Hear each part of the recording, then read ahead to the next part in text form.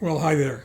If I look like I've been to hell and back, it's probably because I have. I apologize, but I'm exhausted. It is Thursday, December the 5th, in the evening. Later on in the evening, it's Journal 243 and T+247. Once again, absent without leave.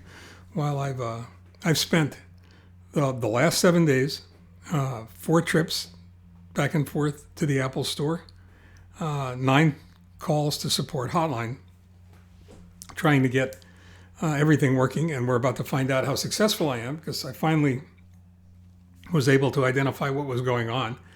And with the help of 2 different Apple support technicians, senior advisors, I think they're called, we were able to go ahead and get everything straightened out. There were 2 things going on. One of them was a software problem with non-native Mac software. And the other was a hardware problem, which is something that I've never had before with a Macintosh product.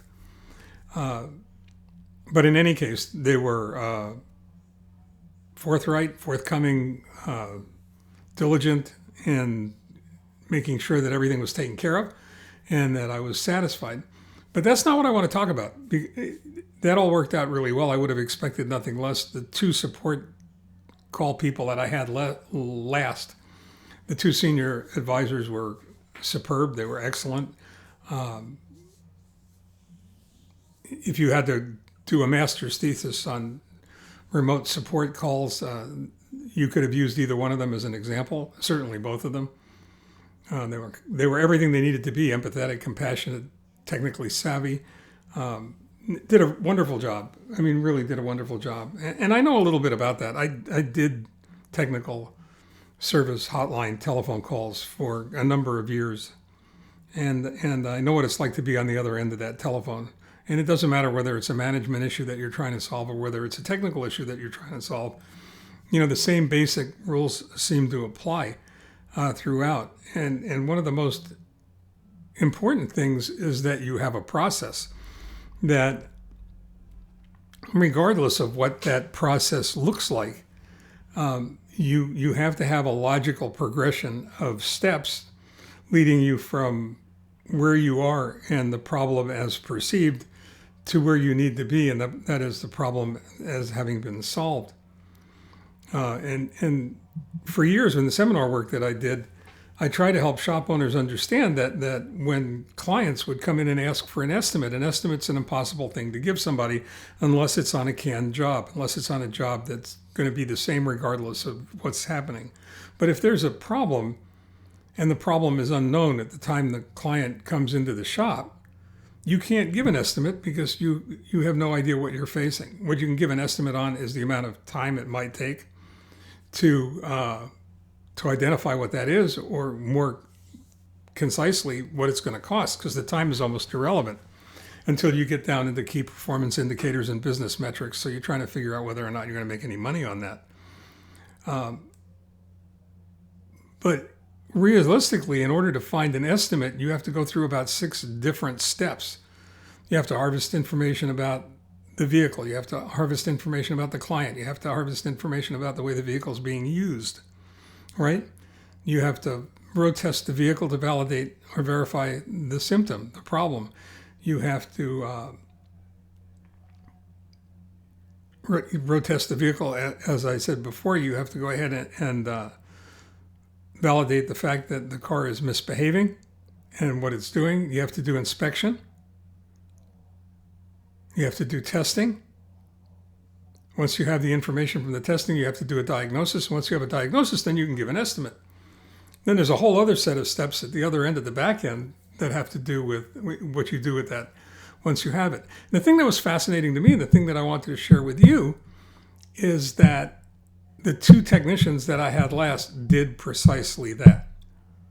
How are you going to be using the machine? What is it doing? Can we go ahead and verify it? Can we validate it? Can we go ahead and measure it? I actually had my iPhone out, and we were actually timing the slow performance so that we could get an idea of what it was. And then through remote screen share, step by step, in a logical progression from beginning to end, they went through this process until we finally isolated the problem with the software that we got fixed, and then subsequently found out that there was a hardware problem as well. So there's no way to overemphasize the value of having a system, a process, a logical progression of steps to take when pursuing a diagnostic problem. Certainly, I watched my doctors do it with me. So, and you've probably been through the same thing where you've experienced this firsthand as somebody else was trying to help you solve a problem. The worst thing that you can do, and you see this all the time, I'm a shop junkie. I love to go into automotive repair shops and just watch. And you see it all the time where people just start in the middle of the process. And the danger there is overlooking something that's not only obvious, but simple. Something that's easy. And it always makes me nuts when I see it. And sometimes your comments are welcome, sometimes not so much. Sometimes it's like, why don't you mind your own damn business? But the fact of the matter is, it's critically important. And those same rules carry over into life in general for all of us who are ever faced or confronted with a problem or an obstacle when it comes to what we're going to do, what we have to do in order to rectify the problem, in order to solve the problem, in order to make the bad man go away. And it has to be a logical step process. Now, I'll tell you something that's really kind of interesting on that note. My dad, may rest in peace, taught me that from the time I started working on cars. He said you approach, and he was trained in the military as a automobile truck, heavy truck mechanic, and then as on aircraft. And that is that you have to have the steps, a process, and it has to be repeatable, and it has to be dependable. And you can't skip a step, because every time you skip a step, you're going to get burnt. But those very same rules apply when it comes to problem solving in life. The problem with it is, and this is interesting, and I don't know how many people would share this with you, but I will, because it affects you when you do it well, and when you do it for a long time, and you learn to do it well. How's that? We'll put it that way. When you do it for a long time and you learn to do it well, and you learn to apply process to what you're doing so that you get a repeatable result, you learn to sweep away everything that's good, everything that's working. You don't need to find out how well something's working when you're trying to find something that's not working at the other end. You sweep away what's fine, so it's out of the way and you don't have to concentrate on it, and you focus on what's not working. You focus on what's broken. You focus on what's malfunctioning. All right? You function on what's performing erratically. The problem with that is it carries over into life as well, so that you're always focused on what isn't working instead of being grateful and joyful about what is working. And that's a lesson you learn, from an inpatient bed at the City of Hope as well. And you have to retrain your brain to go ahead and recognize that there's lots of stuff in life, lots more stuff in life that's working and working the way it's supposed to, than there is stuff that's broken. And hopefully when we finish here in just a second, I'm going to go ahead and press the play button, and this is going to work. And the computer that we're on now is the new computer, and everything is golden and working perfectly. And we swept all the bad stuff away and we're left with all the good stuff. So I'm anxious to find out what that is.